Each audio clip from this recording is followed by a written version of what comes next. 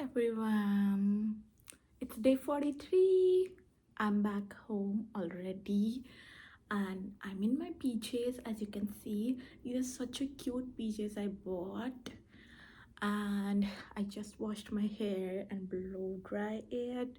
You can see the bump in the hair. See, so pretty, so pretty. You won't believe I had such a long hair till my waist, and I used to braid them, and all the one braid used to be all of this in combined one braid, and then another braid. It was that thick, and then obviously teen me wanted to color my hair, and then I colored it 5 different times with 5 different salons, doing trial and error led to this. Now look at my hair, so pretty. Coloring is the top most worst thing that I have done to my hair after cutting my own hair. That would be the top one worst thing I would ever say that I did to my hair. And you won't believe, I wanna do nails. Oh, I just got scared because I saw something like lightning and I was like, oh my god, what was that? Because I don't want the fire alarm to get started, because that would be the last thread of my life. I don't want that. I don't want that. Anyway, what I was saying, yeah, I want to get my nails done from such a long time, but when I was a kid, when I was a teen, I used to do press-ons so bad. Like I would do them every now and then, and my nail would not go without nail paint or nail polish for a single day.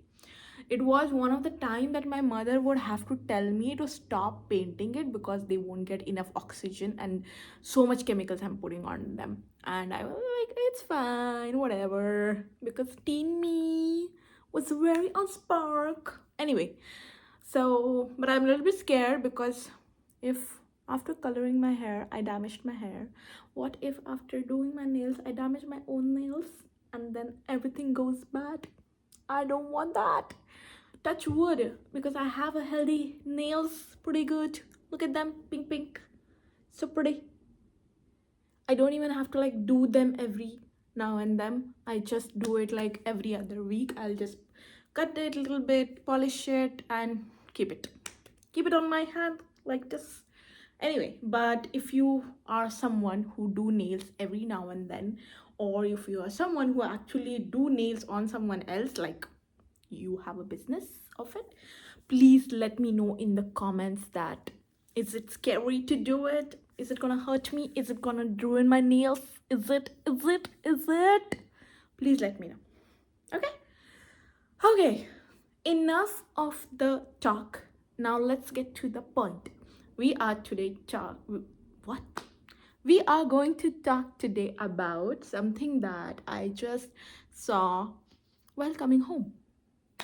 Okay, so while growing up, as you may have heard from many of my videos, that my parents always gave me a choice to decide between things, never forced me for anything. So touch wood again, not everyone got a good parents, I guess. So because of that, I always tend to do things my way, irrespective of whatever is in front of me, whatever decision that I have to take, whatever it is that I have to do, I will do it by myself because I have the freedom to choose it. Do you understand what I'm saying? So, but with that freedom comes a very bad power. Ask what?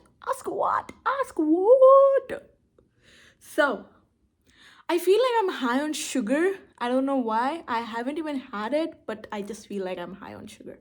Anyway, so where was I? Yeah. So along with a power of decision making comes the individualism in you that tells you that you do not need help from anybody to do anything. You have to, or you can do it by yourself. Simple, right? Very easy. How difficult it is. But flashback of many things in my head tells me that it is not. It's just not. I will tell you why. You can do it everything by yourself. If you have to, you should, definitely. If you don't have to, please do not do it. Please, please, please do not do it everything by yourself. It gets you. It will get you one point of time in your life. I am telling you that if you are someone who have done like taken decisions all by yourself from the beginning, which is a very good thing, again, no rant, no complaints here, then the person in you feel like, oh, I can do everything by myself, why do I need anybody else to do that thing, because I can do by myself. And guess what, you can, but in the process, the amount of trauma and the amount of trouble that you're gonna get, it's irreversible. It is irreversible. Again, I'm not a therapist, but I wish I was, or if I had a one therapist. Anyway, yes, so the point of this video is ask for help. Please ask for help if you want help.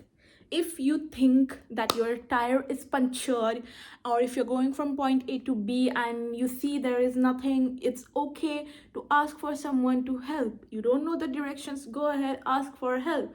You do not have to figure out by yourself. You do not. Simply, you do not have to. The reason, because there are so many billions of people on this earth and animals on this earth, is for to help each other. If we can do everything by ourselves, why do we need anyone else, right? But we have God. I believe in God. I believe in positive energy in life. Also, I believe in ghosts because I'm shit scared of them. I am shit scared of dark. Imagine, adult is shit scared of dark. Cannot believe, cannot fathom. Did not sleep whole night because I was alone. Can you believe? Can you believe? Slept in the morning because someone just came and joined me. I was like, okay, now I'm safe. There is an adult in the room. I can go to sleep. What the fuck? What the actual fuck is wrong with me? Anyway, so the point here is you can do it alone, but the amount of processing it takes, the amount of troubles you feel, or the amount of trauma you might get through doing things which might be a little bit difficult, not something as simple as like finding directions, maybe. It's okay to ask for help. I remember this because I sometimes feel like I'm not really that great friend to other people because I tend to lose touch with a lot of people considering how many responsibilities I have on my shoulder, and I just feel that life is like it's like a sand and I'm losing it. I'm always on the verge. I'm like every time I achieve something, next thing is like I don't wait and celebrate that. My point is, okay, now I want next thing, now I want next thing, now I want next thing. So in this process, the problem is I do not let myself celebrate and the people in my life celebrate that thing with me.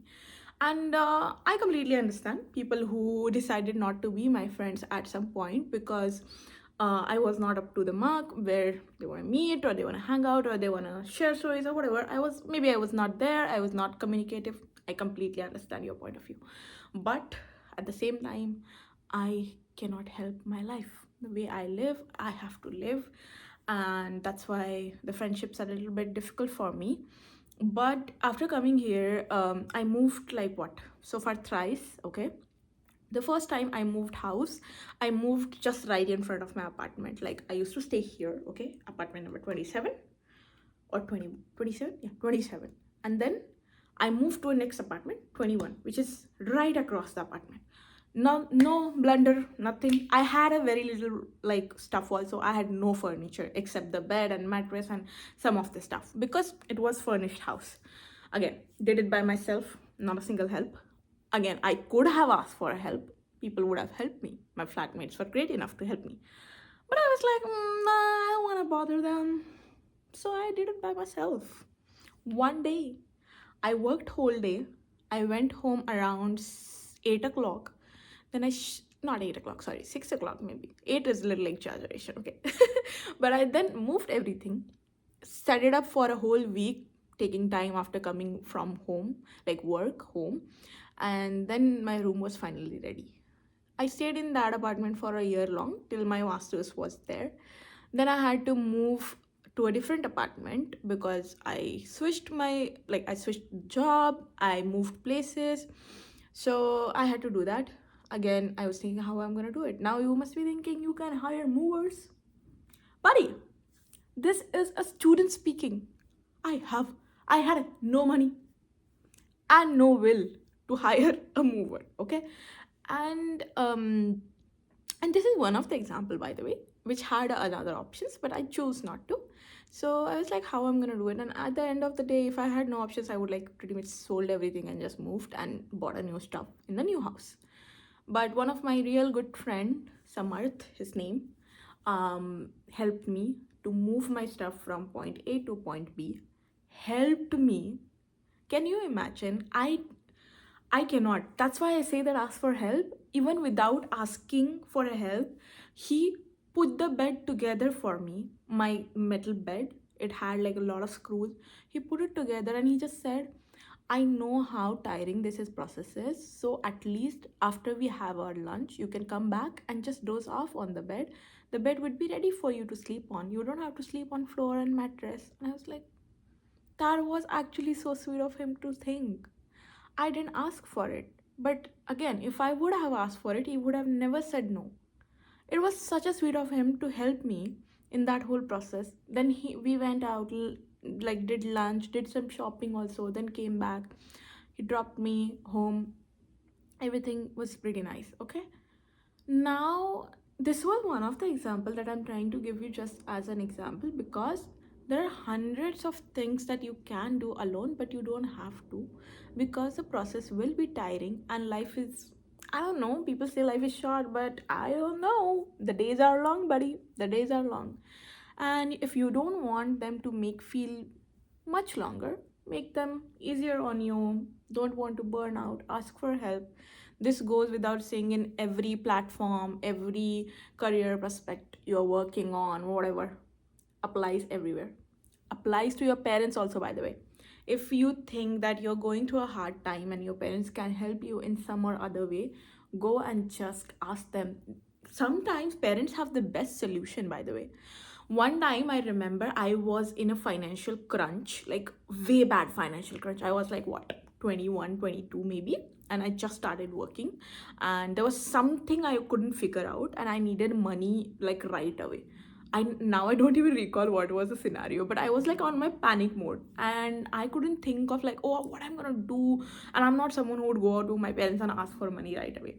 So I was thinking, I was like lining out option on the paper, and then my mom walked in and she was like, what are you doing? And I just told her like this and all of it. And again, I didn't ask for money. And she just straight up gave me options like, this is your option, this is your option, this is your option. I was like, oh wow, yes, those are my options. I have options.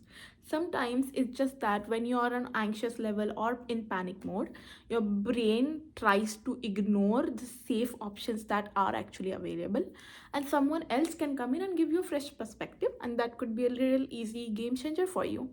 So yes, do not feel shy to ask for help. Again, you do not have to be in like a hardcore in contact with each other to ask for help. I am not the person who would be calling everyone every other week or every other day and being in contact. Definitely, if you're doing it, good for you. I just don't have that kind of energy in me to give. So I do not do it. But at the same time, if someone calls me for help, I will not be the person who backs out. I will be the person who helps. I will always be the person who helps, irrespective of we talked for a month, we talked 3 months back, we talked 6 months back, we talked 10 years ago. If I know you, if you never bullied me, by the way, that's very important. If you never bullied me, then I will help you. Bullying should be in another video. I think I should speak about that too. Next video will be about bullying. I'm coming for you, bullies. Anyway, So that was it, and I'll see you tomorrow. Till then, stay safe, stay healthy, and stay peaceful. Bye bye.